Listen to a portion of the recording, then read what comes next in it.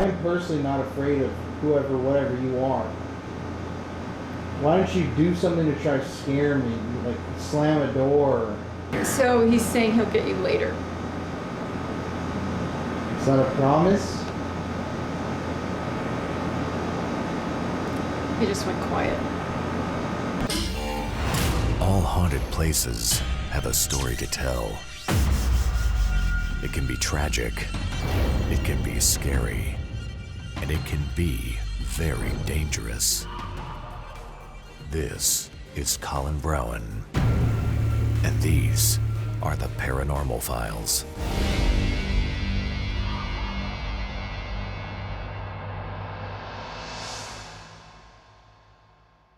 Gosh, I just feel super anxious just thinking that something is actually saying that wants to attack my son. And just like all of a sudden I have a headache too, and I usually never get a headache. He's very strong spiritually, Colin, you are. Mm-hmm. So if this thing really starts to come at you hard, you just yell at it and tell it to get the F away. Oh, I will, definitely. Are you gonna attack my mom too? What do you think about her?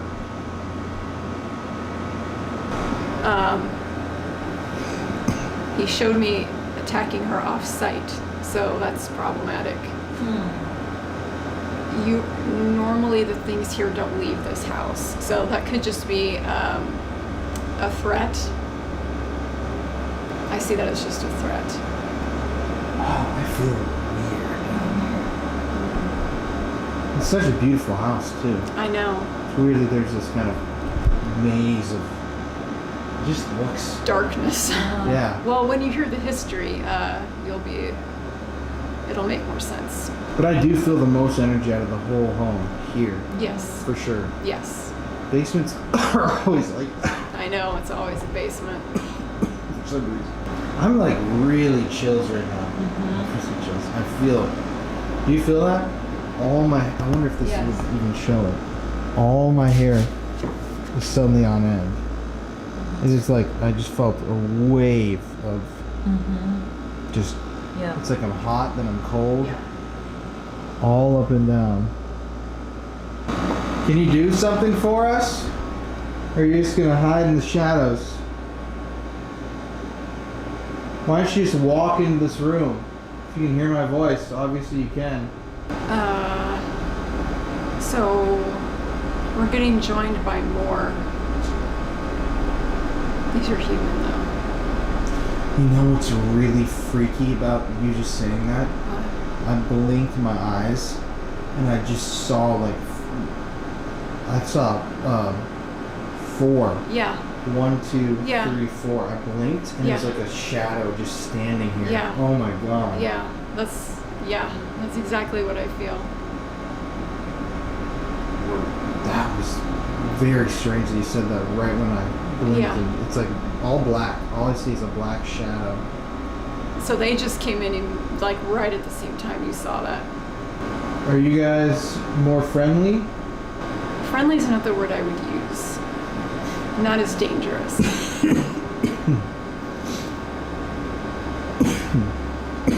They're kind of observing us. They don't know who we are or why we're down here. They're confused. We don't mean you any harm, and we're not going to be here very long. They're mad because we stirred up the other one. And what is this other one? I guess one final time, what do you feel this main entity is?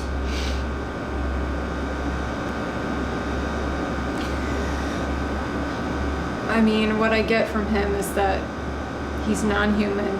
He's very, very old. Spiritually old, if you know what I mean. Presents as human even though he's not human. I'm not really sure what he's doing here. Like if he was... So, from the grief and sadness that happened down here, you know how that can manifest in energy, like a PK manifestation? That's what he is. But he is and he isn't. It's like his energy was manifested, but he is something that is like a dark, tangible, old spirit. And he doesn't like us. No. Well, he doesn't like anybody. Doesn't like anyone. Me specifically, though, the two of us. Right. You're an easy target for him. Why? Because he can physically harm you. True. Spiritually, though, he's going to have a much harder time, but physically. I do get that, kind of like you look around. Wasn't that cricket over there? It's been everywhere. You know, Maybe that's his way of communicating.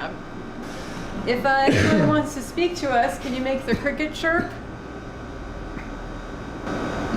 It's like, nope, they don't want to speak to us. Well, I guess if it's almost 10, well, it's 8:55. We gotta get the. I guess. What are your final thoughts / advice for tonight? Just be careful. Whenever I investigate, it's like you want to have like your shields up so things can't get to you. I mean, who knows how they're going to decide to communicate with you. They could just keep it physically attacking you, honestly. If it gets to be too much, if your head starts hurting too much, go outside and hug that tree to get that energy out of you before you come back downstairs. You'll have luck down here with any number of devices. We've used music boxes, REM pods, ghost boxes, cat toys, just really anything. They've all gone off down here. Is there any? Jeez. Is there anything you wouldn't do? I'm not a fan of the Ouija board, but I know a lot of people are. Just because you're using your own physical body to communicate, you are like the communication vessel for those. So they're, to me, are a little more controversial, but if that's what the method you use, then, you know, go for it. But just be careful. Make sure when you leave here that you state that nothing is to follow you home, the regular stuff that I'm sure you usually do. All right. Okay. Well, good luck. Good luck indeed. You're going to need it. Yeah. So this is for you. All right. This is black tourmaline. This will protect you and ground you with any of the locations that you decide to go on. And that's the quality of this specific. What would it be? Crystal. Crystal. Crystal, yeah, I guess. Crystal. Yeah, sure. Protection. Protection. Yeah, I talked about this. It's interesting. We just kind of recreated that for you guys, but off camera we were talking, and I don't know, I can't remember what location it was at, but someone online might remember I had that necklace with this on it, and it fell off my neck. It was a bound necklace. It was tied, and it fell off my neck. What did you have to say about that? So that means something if you have any kind of spiritual jewelry or anything like that that won't stay on you. It can mean that there is an attachment that you may have that doesn't want you to have that protection with you. So that's to the point where I tell people to probably go get a cleansing of some kind to kind of remove that energy and then get that necklace or whatever replaced. And I was also telling her that I haven't had a cleansing in years, which is probably That's not good. something that would be recommended. You should do that after each location you go to. We've done, 100 places? But that's what we were talking about, because we even did the Sally House and didn't get a cleansing or any protection. But we're going to. But we're going to. No. Sally House is particularly dangerous. It's like the basement intensified, so you should really do that. Well, we're going to do the history now, and thank you again for coming out. It was a pleasure. Thank you. Great to meet you. Opposite side handshake. Are you lefty or righty? I'm on the lefty. Thank you, guys. Cool. Welcome to the Vale Mansion. Colonel Vale was born in Vermont, and as a young kid, the family moved across the state line to Orange County, New York. And they were kind of well-off farmers, so he got an education, became a school teacher and a newspaper man. And he was an abolitionist, therefore he was a Republican and a strong supporter of Abraham Lincoln. And he wrote abolitionist articles in the paper. Well, that didn't make some people happy, so he had to leave there. And while he was teaching in Kentucky, he got his law degree and became an attorney. And being into politics, he made frequent trips to Washington. He came to Kansas City and went into a partnership over in the city with another attorney. And one of his trips to Washington, he found that a senator had contracted with the federal government to deliver mail all over the West because the postal system ended at the Mississippi River. And that's how he made his money. So he started his mail business, and he delivered mail, his company did, to Oregon and California and down in Texas and to Santa Fe and up in the Dakotas. So he had an organization that delivered mail all over. Well, once you make money, which he did in that, he could invest in cattle. He had cattle ranches in Texas and different places. He married his childhood fiance, and they went to Europe, and in Normandy they saw a chateau they really liked, and that was the inspiration for this house. This is French Second Empire, one of the styles popular during the Victorian era, and it's considered one of the best examples of Victorian architecture in the United States. So in 1871, he hired A.C.B. Mills to draw out the plans, and then in 1881 they moved in. They baked the bricks right here on the property. The walls are 2 feet thick, and there's 3 floors besides the basement and the attic. It cost him $150,000 to build it, which is almost $4 million in today's money. There's approximately 115, 120 windows in the house. They're all original. The shutters on them are original. They're made of cypress, which is resistant to insects and rot. It was a nursing home for 71 years. And during that time, they took the shutters down and put them in the attic. They didn't throw them away, so the city was able to put them back up when they restored the house. Also, they papered the walls. Well, when they took the wallpaper down, they found these are the original colors of the house. This is the green room, which was his favorite color. Over there is the pink room, which was her favorite color, and that's the ladies' parlor, and this is the gentleman's parlor. After they ate their dinner, the men could come in here and shut these pocket doors, which weigh several hundred pounds, and smoke and talk politics, which they didn't do in front of the ladies. And the ladies would go over to the pink parlor and carry on their conversations. This chandelier here and the one in the ladies' parlor and the one in the music room are original with the house. They were gasoliers. Electricity didn't come here till 1925. And so he had a natural gas well on the property with which he lit all the lights in the house and on the walkways in his garden. And the furnishings are not original. The main source of heat was the fireplaces. There's 9 fireplaces in the house. They're all original. They're coal fireplaces, not wood fireplaces. And a coal fireplace would have a bigger box and wouldn't have that metal plate in front. The furnishings are not original because when he died, he left everything to the women's college, and they sold off everything they could get their hands on. So it's all time period furniture though, from the 1800s. These 2 mirrors here, and the one in the hall and the one above the fireplace and the ladies are made by a process called diamond dust back. Diamond dust doesn't mean it's made of diamond dust. It's actually silver don't spread evenly, so they mixed it with mercury to make it spread. That's toxic. They don't do that anymore, but you can see after all this time, they're still clear. They were made in France in the late 1700s and came up the Mississippi, Missouri River to a mansion in Lexington, Missouri. The picture over here on the wall is called a reverse painting. It's painted on glass, and then you reverse it by turning it over to view it. And that was popular during the Byzantine era and in the Middle Ages. The rich church and the rich people could afford it, but of course the ordinary person couldn't because glass was very expensive back then. Painting here above the fireplace is a picture by William Holbrook Baird. William Holbrook Baird was known for painting animals acting like people. And this is supposed to have something to do with Wall Street. And it's actually inspired a song that I used to teach my kindergartners called "If You Go Down in the Woods Today, You Better Not Go Alone." I won't sing it to you. But anyway, they loved it. The next room over here is the music room. Now, this was the music room because there was a piano in here that was listed on the things that were auctioned off. We have here a Chickering piano. It was made in 1879. It's a grand square piano. They don't make square grand pianos anymore because they're not a very good design. As you know, on a regular grand piano, the wires run away from you, and then you had where on this, they run sideways, run crossways, which they don't do anymore. As we go through the house, you'll see these mannequins with these dresses. Those are actually wedding dresses from the 1800s. They didn't start wearing white wedding dresses till Queen Victoria was married in white. And whatever the queen did, everybody else had to do. This is the music box from the 1880s. It works like the little jewelry boxes that have the metal prongs on it. You can change the disc, the CDs, the disc, and play different tunes.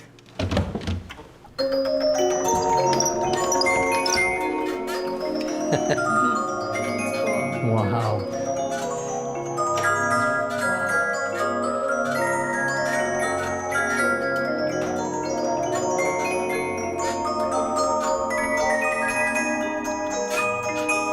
Has to go full cycle to stop it.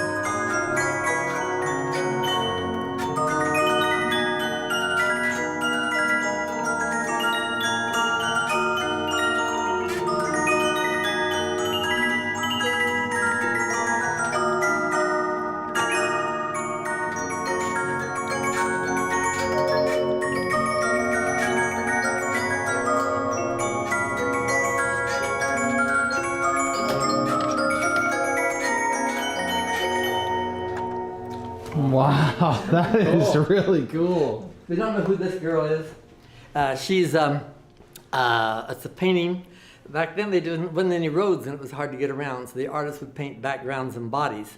And then in the winter, weather got good, they could go out and people could choose the background and body they'd paint their face in. And you can see from the necklace up, it's a slightly different shade. Early photoshopping. All the woodwork in the house is white pine. White pine doesn't grow here. It had to be imported from the south, so it was more expensive. It's soft, easy to carve, and there's no knot holes. But in that time period, what they call faux bois, everything had a French name back then, fake wood it means. And so they painted the wood to look like the different kinds of wood. So this room is painted to look like walnut. So this side of the door is painted to look like walnut. And the other side is maple.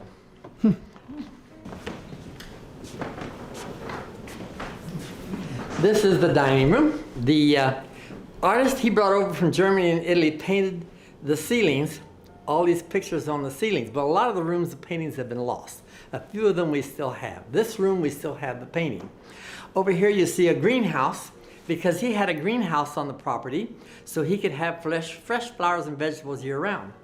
And over here you have a picture of a lake with a boathouse and a gazebo, because he had a man-made lake over there with which he had a boathouse and a gazebo, a place for picnicking on an island in the middle. You're also going to see grape leaves on the ceilings and on the fireplaces, because one of his hobbies was making wine.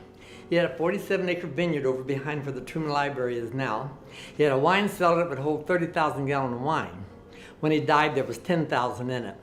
And the colleagues bottled it up and sold it off, of course.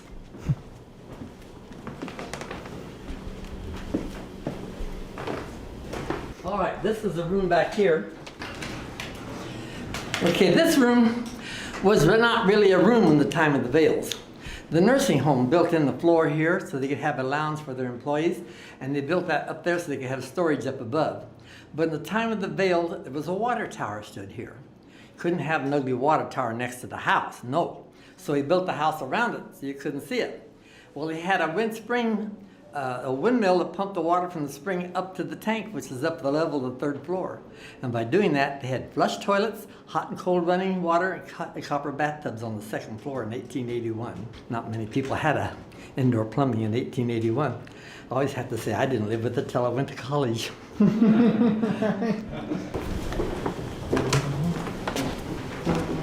Wow. Did you ever hear of Matthew Brady? Matthew Brady was a famous photographer during the Civil War. He's known for his Civil War scenes. He's also known for his photos of Abraham Lincoln. He took a picture of Mrs. Vale about the time they got married, and this picture is painted for that. And over there, years later, somebody sent us a family reunion picture that Mr. Vale went to, and from that, they painted this other picture. He was much older there by that time, though. She looks very sad in that picture. Over here is a picture of Karen Marie Carroll. Karen Marie Carroll was the first woman to graduate from the University of Missouri, the first female attorney in the state of Missouri. When he died, he left everything to the women's college except he gave each nephew and niece $5. Well, he paid for their education and built them homes, but they weren't satisfied with that. So they hired her to break the will. It took her 10 years, and then they didn't have the money to pay her. So guess what happened? They gave her the house for $1. So she turned it into a sanitarium for wealthy people that had alcohol problems. And over the years, it descended down into just a crowded nursing home. In 1981, the state of Missouri decided they needed to pass laws regulating the nursing homes. And of course, that's when they got closed because they couldn't meet the standards. Of course, this is white Carrara marble from Italy, this fireplace is. And that shield in front of it is to keep the heat from being so hard on you. Women's makeup was made of beeswax and it would melt. So mind your own beeswax. And in this corner is a statue made of alabaster, and that's called a lady in bathing suit. It's from the World's Fair in 1904 in St. Louis. And they said that when she had company, she would throw a blanket over it because she thought it was risque. People used to save their hair and make things out of it, have artists make jewelry and stuff out of it. So that wreath there is made out of human hair. Taken away. They say on the backside where each person's hair is attached is their name. I'm assuming all those people have passed on Yeah. at this point. I would think so. Down. Okay, this is the ladies' parlor. This over here, we have a couple gaming tables. They open up and spread out and they can play card games. This is a tete-a-tete, which is French for face-to-face or head-to-head. And we call it a courting bench in English. Young man and a young woman could not sit on the same piece of furniture. But he could sit here and she could sit there, and they got something between them. And the family would be sitting around keeping an eye on them. And they had what they called a courting candle. When the candle went out, he had to go home. So if the father liked him, he got a taller candle. If he didn't, he got a shorter one. All right.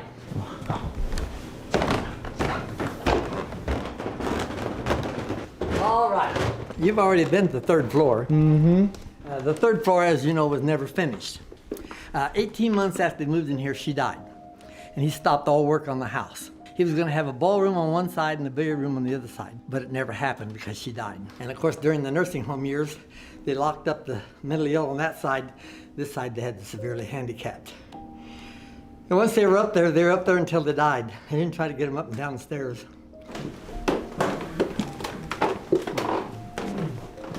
This is the master bedroom. This is the story you were asking about. If you look at the ceiling, the artist painted this woman naked from the waist up. Well, a reporter came over from the Kansas City Post. He went back and put in the paper that was a picture of Mrs. Vale, naked from the waist up. Well, that was a scandal. So he brought an artist over from Italy. I guess we didn't have artists in this country, I don't know. And had him cover her up. Paid him $1,500 and free room and board and all the wine he could drink. Guess how long it took him to cover her up? 15 months. Wow. Anyway, so then they had another scandal. The senator whom he had subcontracted from was charged with embezzlement. So they charged everybody that had a route with embezzlement. And so he had to go to D.C. and stand trial. It cost him $100,000 to defend himself. And back then, that was a lot of money. And while he was gone, they think she had cancer of the stomach. She was taking Loudon, and she overdosed and died.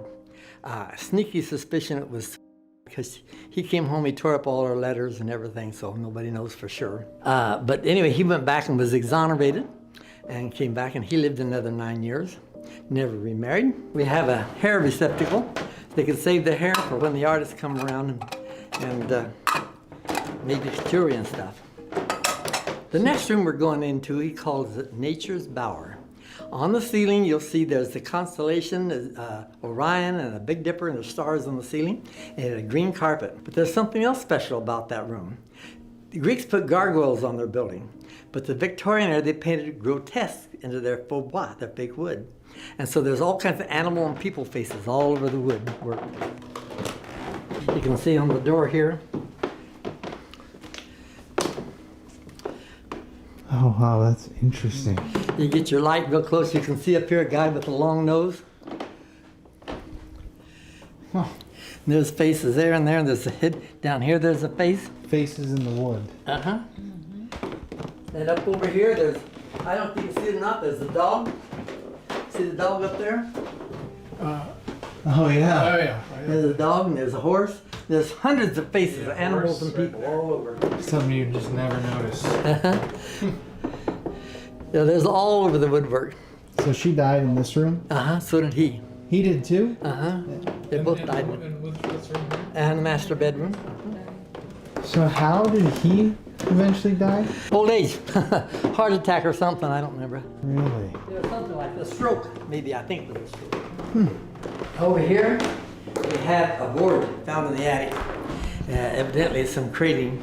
Somebody didn't know how to spell independence. Vale, Independence, Missouri, the Missouri State Railroad. Wow. That is an old piece of wood. Yeah. And this is the room where they operated on people within the nursing home years. It was the sewing room for Mrs. Vale. And there's material here which they covered the floor with so they could clean the blood up easier. And they did lobotomies in here. So can I have you explain kind of when you say nursing home? I know a lot of people online are going to think of like a modern nursing home where people are just sitting around really. Well, But they this probably is- were sitting around. But this they is were like cra- lobotomies and surgeries. Well, they did the lobotomies and surgery in this room, yeah. Huh? So it was more of like a mental home. I guess whatever the people needed, I guess. And just, But they were packed. They like this next room had had 2 walls and they had 3 bedrooms in there. They were really packed in. how many patients were coming through here? I don't know. Never heard anybody say when the Missouri passed the laws regulating in 1981, they couldn't meet the standard. That was the end of it. Wow. And so they did the lobotomies in this That's room. what they tell us. That is hard to believe. Well, they did a lot of cruel, mean things back in the day with people, mental patients and things. I'm glad I didn't live in those days. Well, there's some things about those days that were good, though. Even in my own lifetime, I can see some things were better when I was a kid. Everybody knew everybody for miles around. Everybody took care of everybody, you know. And we didn't have TV, and so everybody sat around and talked in the evening when it cooled off because no air conditioning, you know. It was nice. And that way, if there was an activity at school, at church, the whole community was out, you know. Anyway, those are the good things about it. But I can say my great aunt, she said, you can have the good old days. She didn't like to go in the creek to wash her clothes. Right. Anyway, so So this was just general operating Yeah. room. yeah, that's what I understand, what I've been told. And that material like that was actually installed. Yeah, they covered the floor with it, so it would be easier to clean up the blood. I'm sure they didn't have the sanitation idea like we do now. Yeah. It's a gruesome thought. Yeah. And the next room, of course, was the headquarters for the head servant, and she was a relative, so. And so the third floor was really what? Well, in just a little more detail with the Up nursing on the home? third floor, on the south side of the hall, that was where they divided it and made some smaller rooms to lock up patients that were problems. And the other side was severely handicapped. And they said, well, they didn't take them up and down the stairs. They were up there, they were up there. Where were these people buried in just cemeteries around here? Yeah, when the they died? family people took care of the burial. There's an old legend that Mr. Vale had Sophia buried out here in the yard with a glass top so he could see her. That's baloney. They're buried over at Woodlawn Cemetery on Nolan Road. In a Interesting mortuary. legend, though. I don't know if I'd want to see my rotting. I don't really know much about the basement. The basement is a full basement. The whole house has a basement under it. And it's divided into rooms because they got these big, thick walls that hold up the house. So it's all divided into rooms down there. And they had, I understand, a couple rooms where a servant could stay if they didn't want to go home. But that's when the main kitchen was. Of course, they ripped that all out. And there was a coal bin was down there. And I don't know much about it, except the people that told me there's a guy named Harvey down there. Did she say something about that? Not really. Oh, there's supposed to be a guy named Harvey down there. They tell me that laments over the fact that they didn't do for his son what they said they would do or something. I don't know. That's a story I've heard, but I don't know if there's any truth to it or not. A guy named Harvey. Yeah. When he's supposed to be like an angry person? Yeah, he's unhappy, they say. Anyway, that's what I've heard. I don't know. I've never seen or heard anything, but like I say, So you've never had an experience here? only what I see on this equipment that people bring in. And what's your personal opinion on all of it? Do you think that it is haunted, or It's possible because I don't believe the spirit dies when the body dies. I think the spirit lives on. So why they would hang around, I don't know. But I'm not over there, so I don't know. I know a number of people had death experiences, and some of them saw relatives and different things. And one of them said he knew he was going someplace he didn't want to go. Most of them have a good experience, but he didn't. So I know that there's more to this than what we can sense with our 5 senses. There's a spirit world. There's no doubt about it in my mind. Because my wife died, she sat up and looked across the room and said, "Oh," and she passed. Somebody came after her, I think. So, any final words before we end the interview? Just about the mansion in general? Any thoughts? It's a pretty neat house, I guess. And it's a lot of fun working here, volunteering, and meet a lot of interesting people. But yeah, there's a lot of people come in here, they'll come into the door, oh, I feel a spirit, I feel a heaviness, I feel, okay. That's not my experience, because like I say, they never, maybe they don't like me.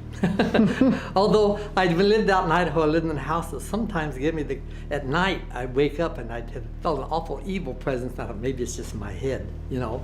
But I'd pray, I says, in the name of Jesus Christ, I command you to go to the Antarctica and stay for eternity. But anyway, that's what I did there. But that's the only place that happened. But I did have an angel speak to me when I was a little kid. We lived in a L-shaped house that had been a railroad hotel originally, and you could go every room, you could go outside without going through another room. My aunts lived in one end and we lived in the other end, the foot of it. At daytime, Mom said, go get a bucket of water. I'd go up and get a bucket of water. But at night, she would go do it herself.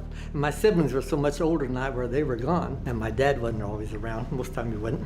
And so I would always be scared to death. I'd back up against the wall where I could see all 6 windows and both doors. And I'd freeze like this until she came back. And so I was doing this one time. Up near the light fixture over the table, I heard a voice. It was a soft voice, but it was distinct.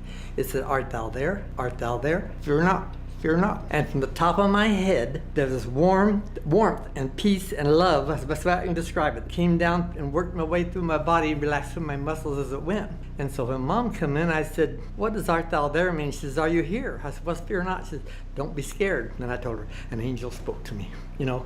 And I never was afraid in that situation again. I know there's a world beyond the physical, and there's more than one place.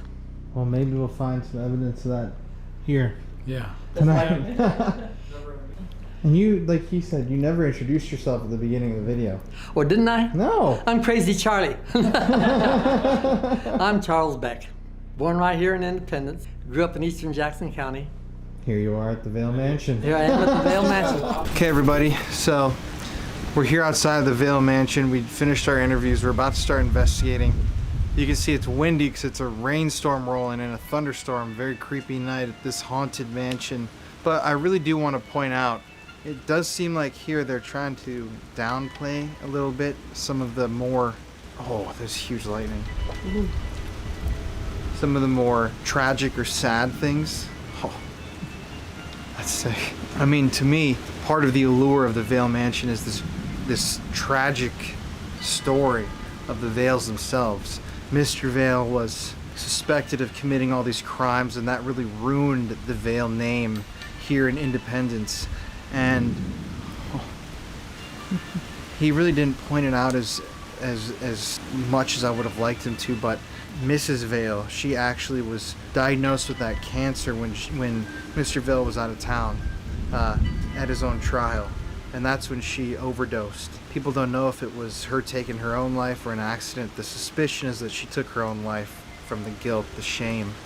Her ghost is supposed to be up near her bedroom, wanders throughout the gardens on the property. And not only that, but for decades, this place was a sanitarium, a place where mentally ill people came to receive treatment. What the hell is picked up right now? But there were a lot of people here that, you know, were violently ill. A lot of undiagnosed mental conditions, and people didn't really understand mental illness back then, so these patients were treated barbarically. 3 patients actually died from lobotomies here while they were getting lobotomies up in that room. And see, they don't want to really talk about that oftentimes on these tours because it's more about the architecture, the little ornate things, which I love, but I mean, 3 people dying from lobotomies should be pointed out, you know? And in the basement, that's where they kept some of the more violent patients here, and they shackled them to the walls. That's why we need to go down there and find those shackles, because I really feel like that energy has left a dark, dark stain throughout the whole property, really. But the basement, there's just something down there that, I mean, look at this, the rain just picked up too. But this place does give a very haunted vibe. Shout out to everybody watching online. I hope you're enjoying these videos. Sorry it's raining and everything.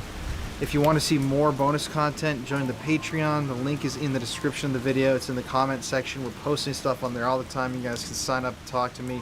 Way easier than it is on social media. Share ideas for locations. We've actually taken people's suggestions before. On this trip, actually, we did one. Make sure to follow us all on Instagram. The merch is going to be changing soon, but either way, that's all just YouTube stuff. Let's get back to the spookiness of the Vale Mansion in a thunderstorm. I'm ready. What do you think about all that? Oh my gosh. It's a lot to handle. It's definitely creepy. And the walkthrough with the psychic kind of got to me. When somebody is saying they want to hurt you, that's hard for a mom to hear. So I think it's going to be a little bit creepy. Yeah, off camera you actually started crying. I know, I did. The psychic was so nice. And just hearing that this evil thing wants to hurt my son and then it actually wants to follow me home and hurt me was not good. But it's you that really gets me, so. We're in this together. We are. We can do it. Mother and son. You bet. I love you. I love you. And Oh God, it's spooky. you guys gotta know, I've said this a million times. I'm trying to get this light on us because it's terrible lighting. It is terrible. My mom is the one who inspired me to be spooky, so Yes. it's an honor to have her out here doing this with me. Oh, it's fun. Whoa! God.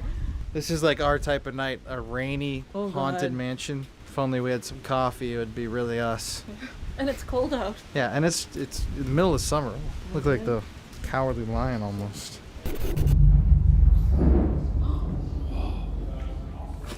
Okay, I was just getting B-roll, but is that not the creepiest way to start this ghost hunt? It's so cool, but it's so frightening. I wish all of these lights would just flicker, you know? If they did, I mean, I feel like I'm in the Haunted Mansion for real. This is the Haunted Mansion for real.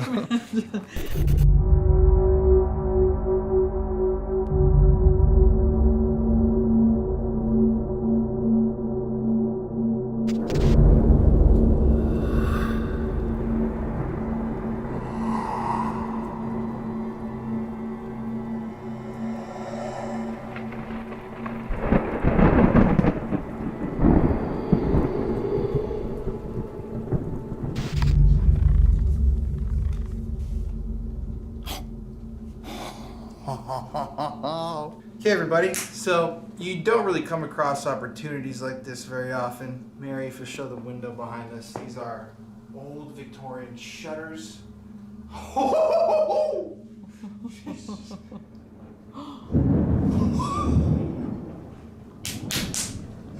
That is so sick. Yo, that was bad. That's perfect timing. So, damn, that is like, it literally looks like the Haunted Mansion, doesn't it? It really Like does. the lightning through shutters. That's like a typical Haunted Mansion thing. So we're actually right now in Sophia's bedroom in the Vale Mansion. This is where Sophia Vale tragically overdosed and died, I'm assuming in bed. And she, you know, took her own life or died on Valentine's Day.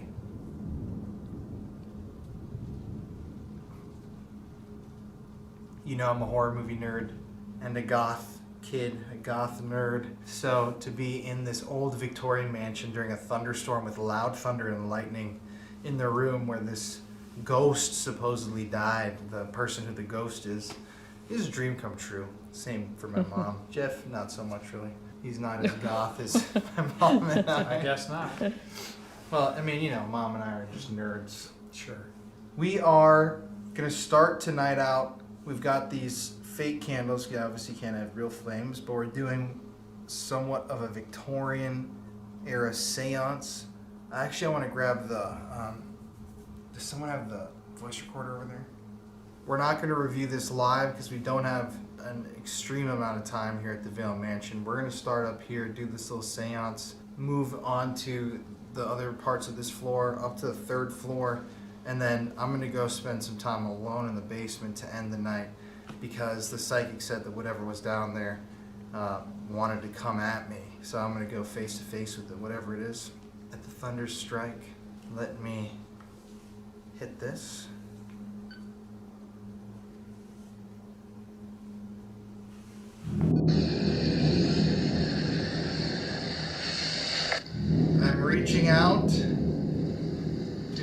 Vale,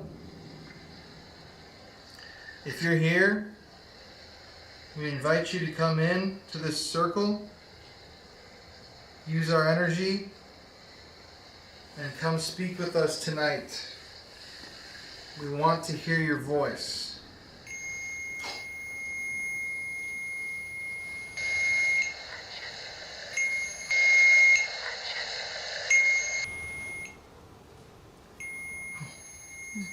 That's good if that's you. Can you leave the circle? Thank you. Mrs. Vale, if that was you, can you speak to us?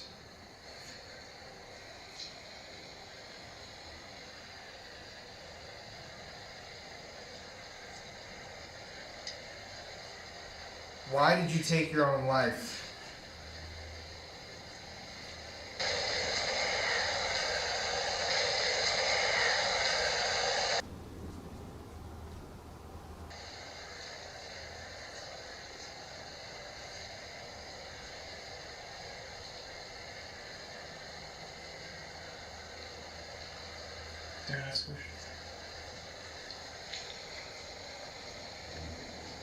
Whoever's here, if you could just try to interact with this, with any of this equipment, the lights, you can touch these, you can make this go off, you can say something into this box right there. It doesn't have to be Mrs. Vale, it can be anybody, any spirit that's here. Would you please do that for us?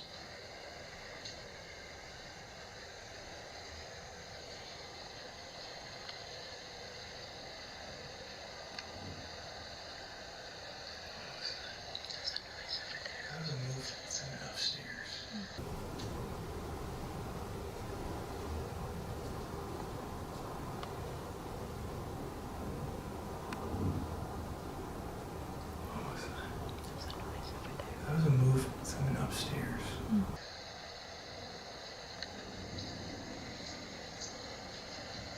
Oh my god, if this isn't the eeriest scene in the history of the show. Mary, okay, you start asking a couple of questions. I'm gonna film you for like a minute because it's lightning here. Is there anything that we can do for you? We are only here to help, and we'd like to communicate with you.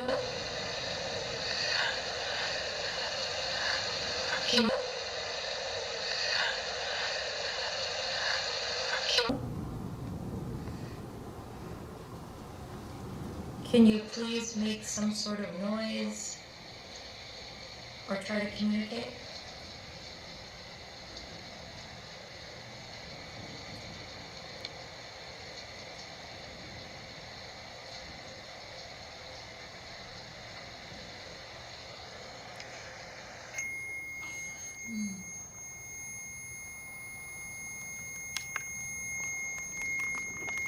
Can you make more of those lights go off? Please? Please? Mrs. Vale, can you tell us why did you take your own life?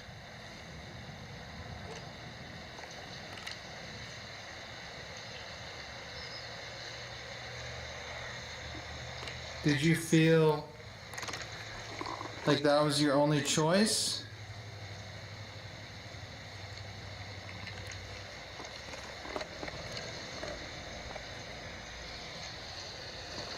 Do you feel it getting colder in here?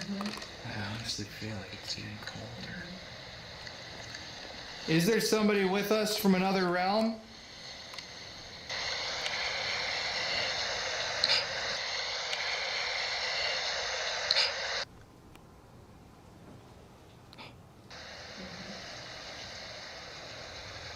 Can you knock on something like this?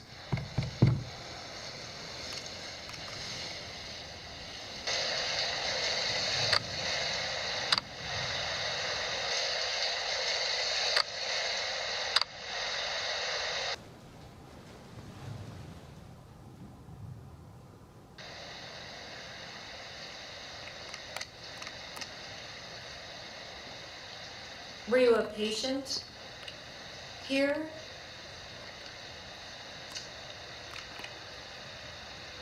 Did they not treat you well?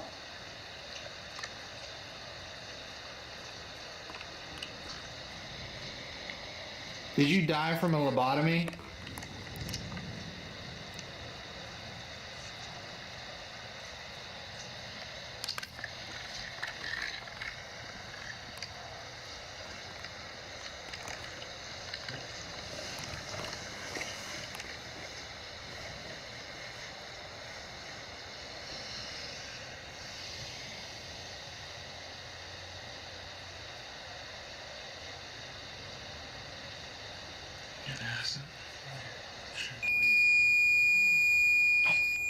What was that noise just now? Did you hear that? It was like,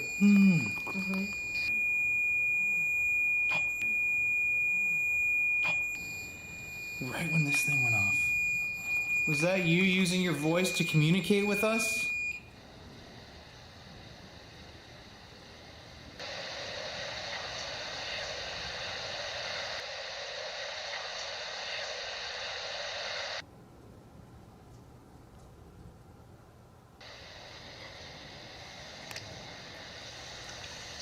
Were you a patient here at the sanatorium?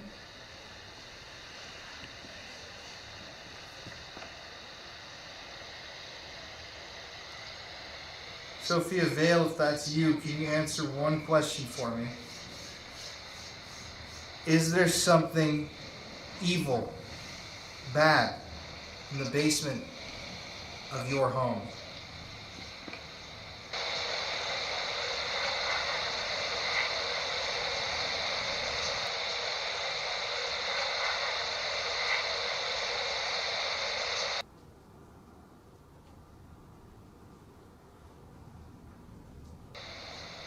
Is there something dark in this home?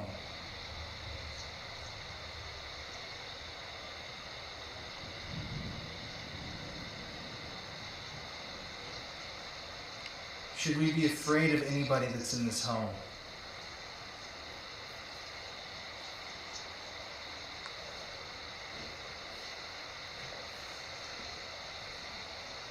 Sophia, are you still in this home?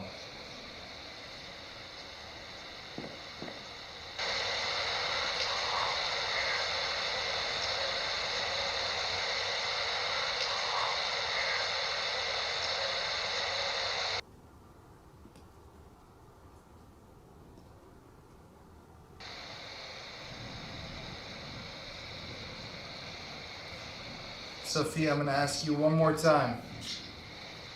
Are you with us?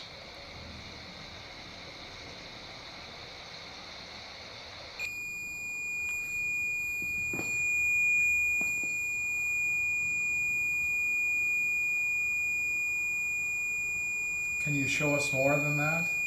Please.